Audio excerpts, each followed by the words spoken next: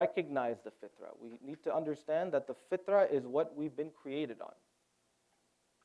Because the connection between the fitrah and the human being is tawheedi. Please send a salawat.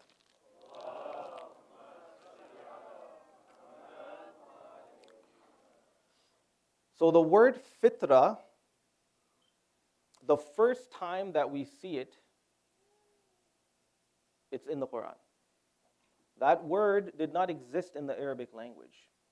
Its root word, fatara, existed. But fitra, the word, did not exist. The first time that it's been used is in the Quran.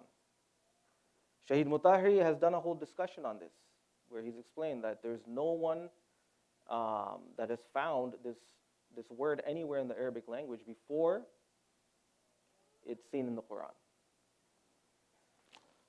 And what does it specifically mean in the Arabic language? Like, what is the meaning of fitrah then? So we know what it does. We have an idea of what it is, but the word fitrah, what does it mean?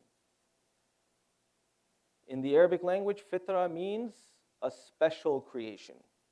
It means an exclusive creation. And what is this fitrah doing for us with regards to Allah and with regards to our connection with Allah? It's calling us to Him even though we might have been completely taken over and completely consumed by our worldly responsibilities. It is a guide that is constantly calling out to us, but we are actively choosing to suppress it. So, someone that has no inclination towards God, someone who has never thinks about Allah at all, even that person has a fitrah inside of him. Because that is what the human being is created on, right? So in that moment when that person is in a very dire situation, where he's lost all hope from the world, and he has nothing else to turn to, at that time he'll do what? He'll call out, "Oh God, help me." The fitrah will, everything else in the world, he'll lose all hope from the world. So all those things which are clouding his fitrah, which are blocking his fitrah, will be removed. And in that moment, in that last moment when he's got no other hope, he'll turn to God. Even though he has absolutely no inclination towards God. حتى إذا أدركه الغرق قال آمنت أنه لا إله إلا الذي آمنت به. Do you know who said this? Fir'aun said this. Fir'aun is the ultimate example of someone who has no inclination towards Allah. He took it a step further. He said, "I'm God. There's no God, I'm God." That's what he said. But how does Allah describe his last moment?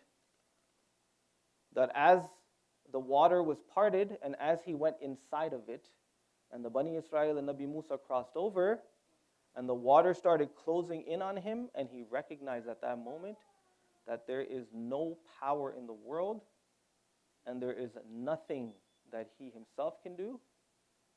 That's when he said, "I believe in Allah. There's a higher power there." So even a man like Fir'aun, his fitrah became alive in that moment. So this is this beautiful power that we've been given inside of us. And it's constantly calling out to us. It's constantly calling out to us. All we need to do is, from our busy lives, we need to listen to it, because it is calling out to us all the time. It just requires what? It requires you to take a little bit of time off in your day. When you're about to pray salat, you're not thinking about, what business deal you did or what assignment is due. In that moment is only for Allah. And that is when your fitrah will become more alive. And it'll guide you more towards God. Please send a salawat.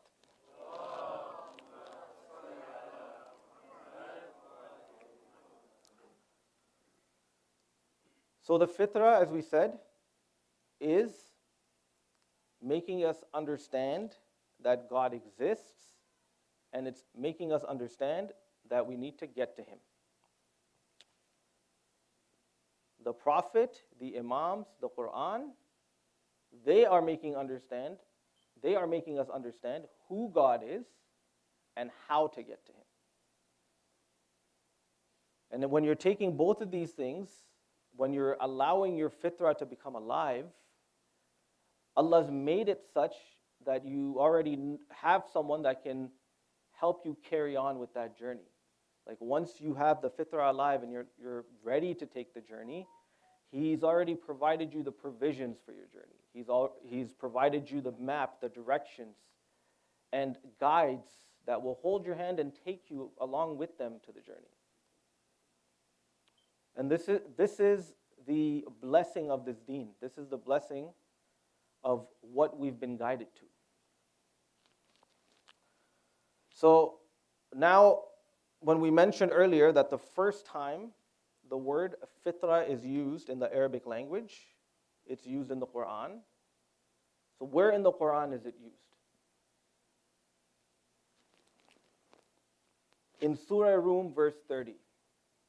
Allah says, فَأَقِمْ وَجْهَكَ لِلدِّينِ حَنِيفًا. Set your heart as a person of pure faith on this deen. فِطْرَةَ اللَّهِ الَّتِي فَطَرَ النَّاسَ عَلَيْهَا.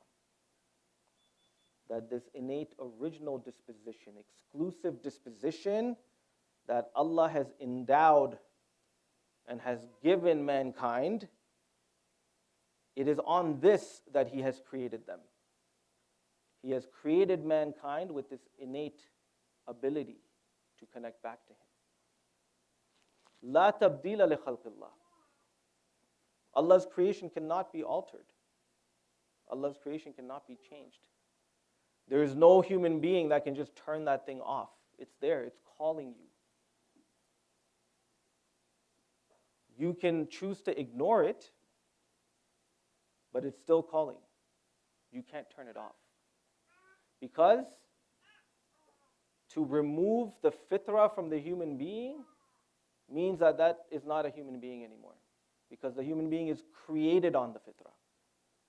He is created on this innate disposition. ذَلِكَ دِينُ الْقَيِّمِ وَلَكِنَّ أَكْثَرُ النَّاسِ لَا يَعْلَمُونَ. And that is the correct religion. That is the correct deen. But most people, they don't know. So what is Allah showing us here? First thing that He's showing us is that there is a direct connection between this deen and our fitrah. That we have been created for Islam, and Islam has been created for us. What is Islam? It's to make taslim of Allah, to submit to Allah. We have been created to submit to Allah, and Islam is showing us how to do it. There were some companions that came to Imam Baqir alayhi salam.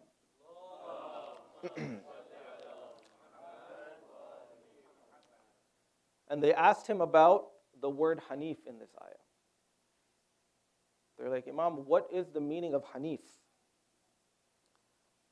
The Imam said that Hanif is that fitrah that Allah created mankind on.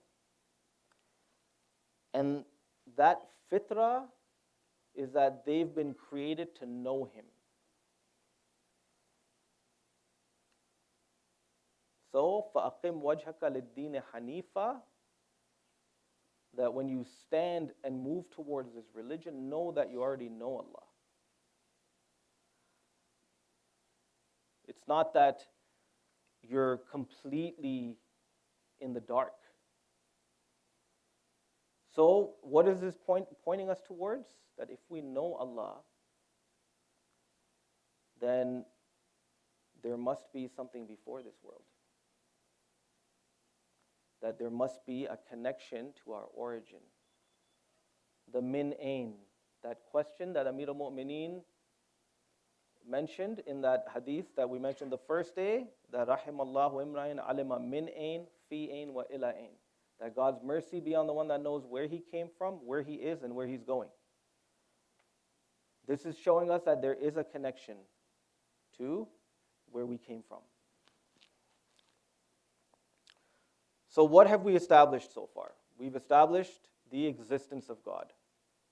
We've established that we have the innate disposition and power within us to know God, okay?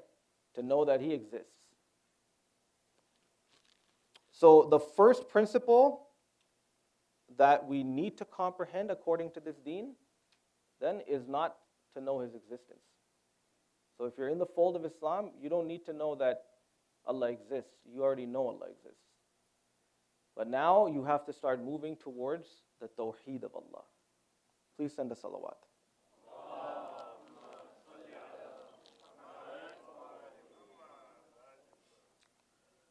So after we've established this point, now I think we can finally get to looking at the surah that we've been reciting for the past 2 days. The surah that we've been reciting at the beginning is Surah Tawheed, or Surah Al-Ikhlas. It's a surah that all of us repeat during our salat, during the day. And it is a surah which is explaining the pure Tawheed. So we have now reached a point in our journey where we can look a little bit into this surah.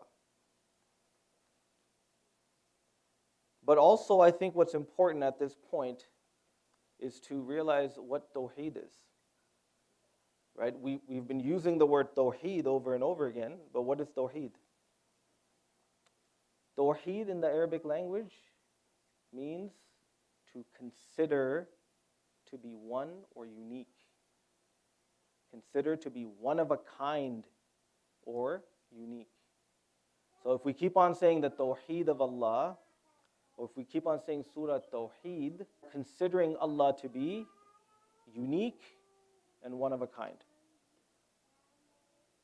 We're considering him to be one, but one in actuality, not one numerically. So not the number one, but an actual one. What is an actual one? An actual one is something that can't have a second. If you think of Allah in numbers, then what happens? One can have a 2, or one can have a half. And you can keep adding ones onto each of those numbers, it becomes 3 and 4. The numbers, they can have multiples. But something which is actually one of a kind, one and alone, cannot have a second. Please send a salawat.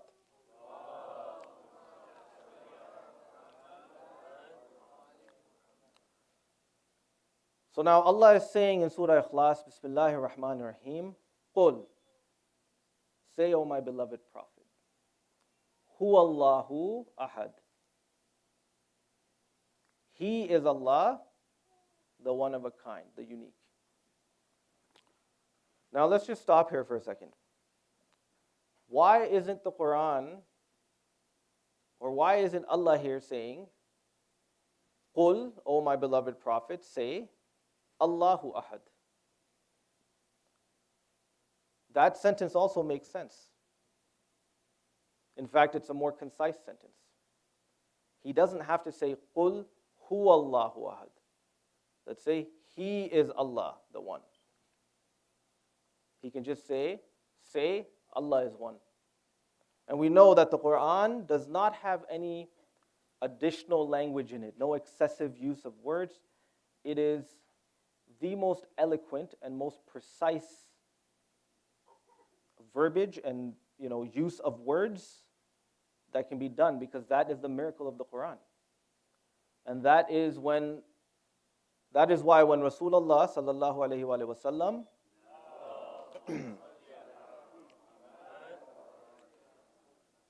when he spoke to the Arabs and he started reciting the ayat of the Quran, they did not have a response to it.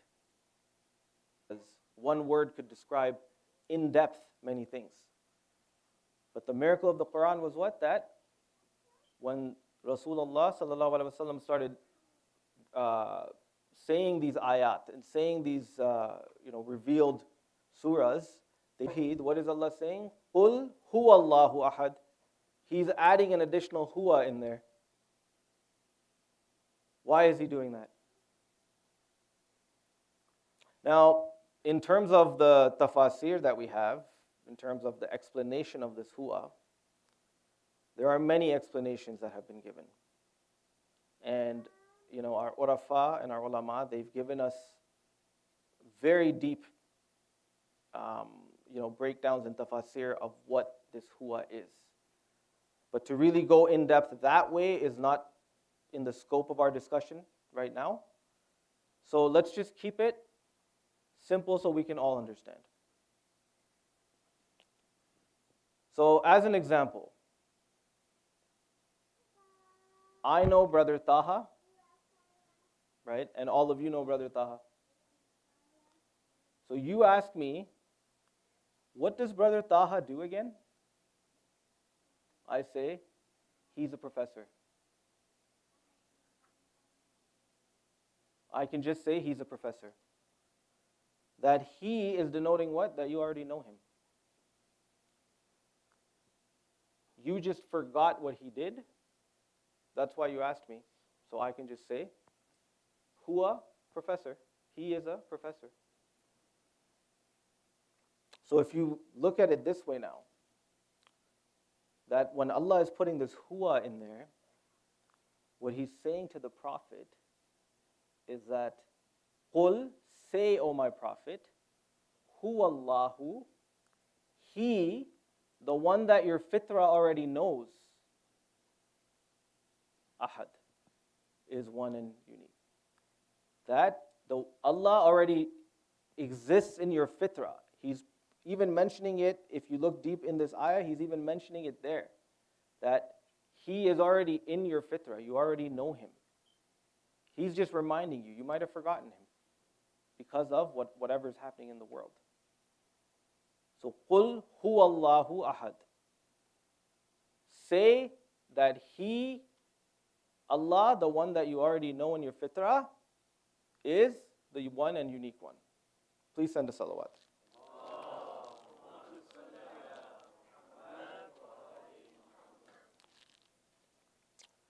So Allah is formulating this statement in a way that we already know him. And there's another part in the Quran where he actually tells us that we know him. He actually shows us the exact moment when we affirmed his lordship, which is pointing us towards the connection that we have with him and where we came from. It's affirming our origin in this journey. وَإِذْ أَخَذَ رَبُّكَ مِنْ بَنِي آدَمَ مِنْ ظُهُورِهِمْ ذُرِّيَّتَهُمْ. And mention when your Lord took from the children of Adam, from their loins, their descendants, وَأَشْهَدَهُمْ عَلَىٰ أَنفُسِهِمْ, and made them testify upon themselves. أَلَّسْتُ بِرَبِّكُمْ قَالُوا بَلَا شَهِدْنَا. So Allah asked them what? Am I not your Lord? They said, yes, we have testified. أَن تَقُولُوا يَوْمَ الْقِيَامَةِ إِنَّا كُنَّا عَنْ هَذَا غَافِلِينَ. Lest you should say on the day of Qiyamah, we were not aware of this. We didn't know this. There is no way for you to forget it. You're actively choosing to forget it. Allah has what? Allah has done the itmam al-hujjah. Before he sent us down, he's already put that knowledge in us. And we have all accepted that. We have all attested to it. We have all attested to the fact that he is our Lord. Please send a salawat.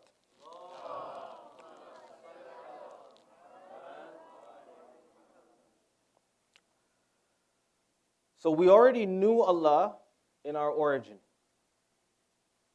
We'll definitely know him when we reach our destination. Everyone is going to get to that point where the soul is going to depart the body.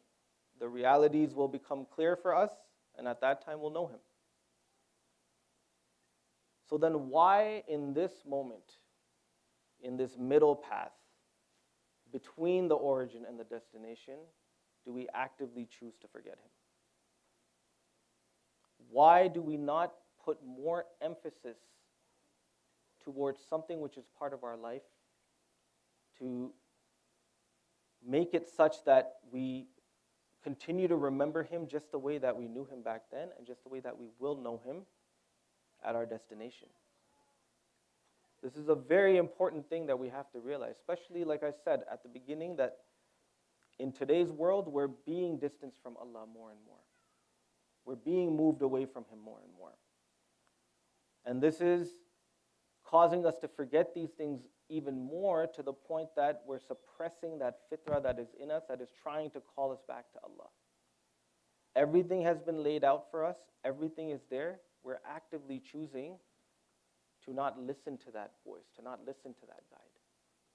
It's extremely important for us to wake up that fitrah. We have to avoid being like the ones that Allah Himself calls out. You see, back in the days, the ships that they had, they weren't like the ships that we have. They were wooden ships, and they weren't very sturdy. So if you're going to get on a ship, your chance of survival is 50-50. So there were people who allowed their fitrah to become alive, because they're like, you know what, there's definitely Allah is there, but I'm going to actively choose to ignore Him. But when they got onto that ship, and while they were on the sea, they were praying to Allah. They were praying to Allah, save me, Allah, please keep me safe, please keep me safe. As soon as they got to the other side, they got back on land, they went back to their old ways again. So what does Allah call these people? Mushrikeen. They're mushrikeen. Because they are using things like what's happening to them when they're safe on land, they're using those things to replace Allah with. But it's only when they need something, that's when they're coming to Allah. So inshallah, when you get a chance, when you go home tonight, look at Surah Ankabut. And this is ayah number 65. Look at this verse and just ponder on it a little bit. We don't want to be like this. We don't want to be only turning to Allah when we have problems. We want to be turning to Allah in every moment of our lives. Because when you can turn to Allah in the good times, then in the bad times, it's much more rewarding for you. Because if you can understand that even the good, everything that you're getting, it's all from Allah, then you know that when you have any problems, that you can give those problems back to Allah, and He will solve it for you. And this fitrah is something that all of us have. So don't suppress it. Let it wake up. Listen to it. Listen to it. It's calling you towards Allah. Please send a salawat.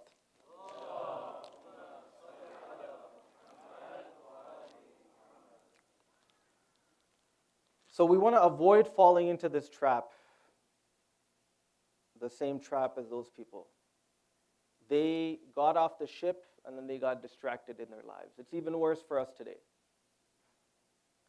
We have distractions at work. We have distractions at school. We have entertainment. We have social media. We have cell phones. So many things that are distracting us. So definitely in terms of the challenge that we're facing, it's very tough.